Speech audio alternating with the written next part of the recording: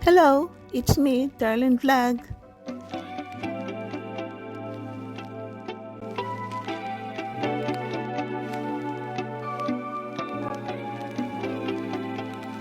Hello mga katandims, kalingap. Bago pala tayo magbigay ng ating mga opinion o reaction, i-shoutout ko muna si Kuya Val at Ed na Kalingap Rap at sa lahat ng Kalingap partners o ng mga reactors, charity vlogger, kayo naman nanonood. Scroll ng Facebook, marami ako nakikita about itong dinala sa liblib, yun. Tapos, naitanong din to sa live ko. So, hindi lang tayo mag-mention ng pangalan kasi mahirap na. So, parang general lang itong aking sasabihin sa nakaranas or makakaranas. Yung dinala ka sa liblib, sa tingin ko, no, yung sa situation na gano'n, dinala ka sa liblib. Kasi, sa mga panahon na yun, very close kayo, no? Very close kayo. Then, nakita siguro ng lalaki na mahal mo siya, na ikaw lalaki na may feelings ka rin. Tapos, halatang-halataan niya na yun nga, mahal mo siya, no? So parang maraming naniniwala na kayo na, di ba po? Tapos, yun nga po, ikaw mismo na babae na amin mo na may gusto ka sa isang lalaki, tapos ikaw na lalaki, may gusto ka rin sa kanya. So, normal yun na akala niya ata ng lalaki is okay lang sa iyong halikan ka. Ano, diba? Kasi may mga lalaki talaga na magnanakaw ng halik. Kahit nga sa movie, nakikita natin na minsan may magtititigan, mamaya nagtukaan, naghalikan. Sa kanila, hindi po natin alam gano'n. Pero, yun nga po, no, kaya siguro ginawa ng lalaki yun nga huminto doon sa madilim. Kasi nga siguro yun, no, wala siya sigurong balak na gawa yung gahasain ng babae. Wala siguro siyang balak. Sa tingin ko, hindi niya balak yun. Para lang siguro magkipag-usap hanggang sa dumating na nahalikan. Pero kung about naman sa dilim sa akin, no, kung ako ang dalaga, no, kung may gusto ako sa kanya, dinala ka sa dilim, depende siguro may mga babae din na gusto rin nila, hindi ko sinasabi na gusto niya, pero may mga babae rin siguro nga gusto nila kasi, di ba, marami na nabuntis kasi nagmamahalan sila, maagang nabuntis, maagang kinasal, kasi ginusto nila ang mga bagay na yon. Pero ito sa babae, hindi natin masasabi na ginusto ba niya, hindi natin alam po, no, kung ano, kasi sinabi lang dinala sa madilim, liblib. So, ilagay ko sa sarili ko, kung ayaw ko sa isang tao, dinala ko sa liblib, talagang sisigaw ako. Kasi ayaw ko sa kanya. So, makay lang ako kasi magkaibigan kami, di ba? Sumakay ako ng sasakyan, hinatid ako kasi magkaibigan kami. Oo, may crush ako sa kanya, pero ayaw ko ng bagay na may nakita ako na may balak sa akin, talagang sisigaw ako, bubuksan ko yung pinto kung hindi nakala. Kasi minsan may child lock. Mang child lock yan, hindi mo talaga mabubuksan, no? So, yun. Either sisigaw ako, lalabas ako, hahampasin ko siya, talagang lalaban ako kung meron siyang balak sa akin. Pero sa lalaking ito, parang wala naman siya atang balak, So, kung pwede rin na sabihin mo na baba na ako, alis ako, parang may napansin ka na pangit.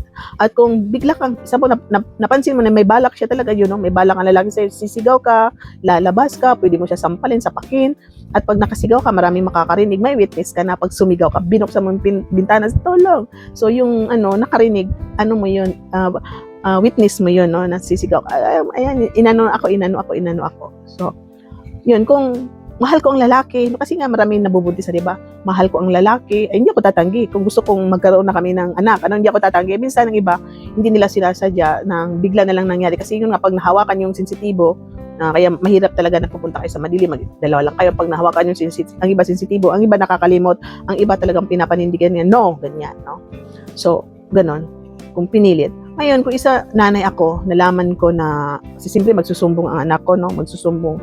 Nanay, inalikan ako ni pinilit ka ba? Hindi po. Yan kasi, sumasama-sama ka kasi. So, pag-isipan ko, ididimanda ko siya sa barangay o papagalitan.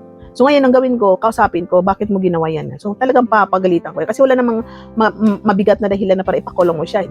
Nakawhalik lang, no? Yung nakawhalik, ano yan, bigla yan, no? Yung halikan ka talaga, papersahan ka na.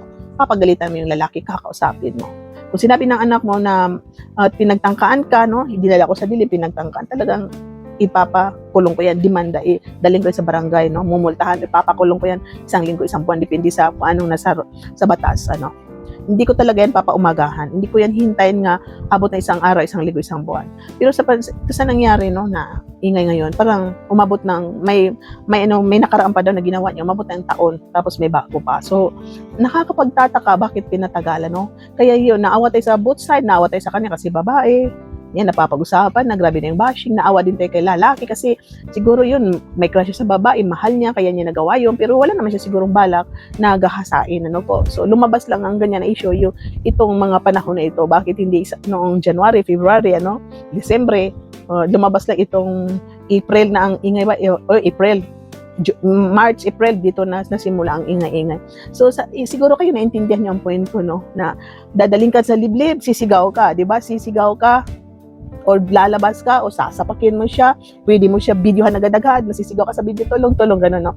Para proof mo. Iba, hindi lang nagagawa yung video na yun. Kung yung tao na yun is masama ang bala sa'yo, i-rape ka, talagang pasasaktan ka na babae, na videohan mo siya, ganun ba.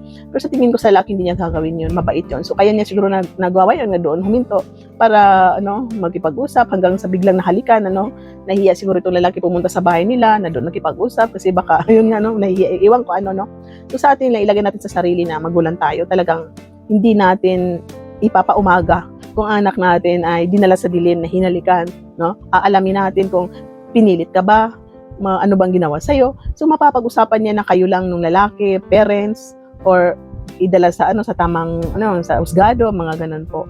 So, ako nagbigay lang ako ng aking idea kung saan ba tayo maniniwala. Pero sa akin, ganito na lang, pagdating ng time na part 2, suportahan po natin ang Kalingap. Kaya ako, Kuya Val, comment tayo doon sa lahat ng nagawa ni Kuya Val, Kalingap Rap. Yung mga magagandang nayak ako. Yung mga, kasi alam po natin, alam natin, napapanood natin yung mga magandang nagawa ni Kuya Val at Kalingap Rap, Suportahan po natin. Mag-comment tayo doon sa mga magagandang nagawa ng Kalingap. Pwede na natin sabihin kung anong napapanood natin, na nangyari, na may consent naman ang lahat, pumayag ang magulang. Ipalagay natin walang kasulatan. Pero sa vlog, part 1, part 2, napanood po natin ang pasasalamat ng magulang dahil natulungan sila, yung doon ba sila sa dagat, grabe yung iyak na magulang, na yung punas-punas pa nga niya sa mukha niya, sa mata niya, yung parang lumang t-shirt na, lumang, tela yun, para nagpunas ng luha, na very grateful sila na natulungan sila. Pero ito na nangyari kahapon, nakakagulat.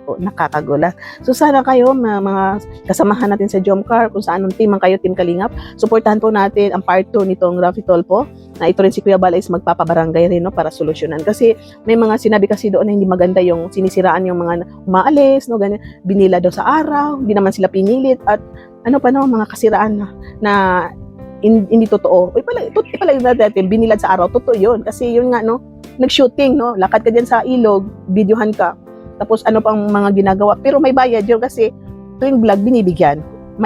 May pumayag ang parents, So, ay naku, sana naman tapos na ito, nag-reaction lang po tayo. Siyempre, views, siyempre, magbibigay rin tayo ng ating idea. Supportan po natin ang Team Kalingap. Sabi ni Kuya Val, wala na siyang reactor, pero andito pa rin tayo, sumusuporta, dahil mahal natin ang Team Kalingap. So, supportan natin sila. Thank you po, and see you in my next reaction video. Bye-bye!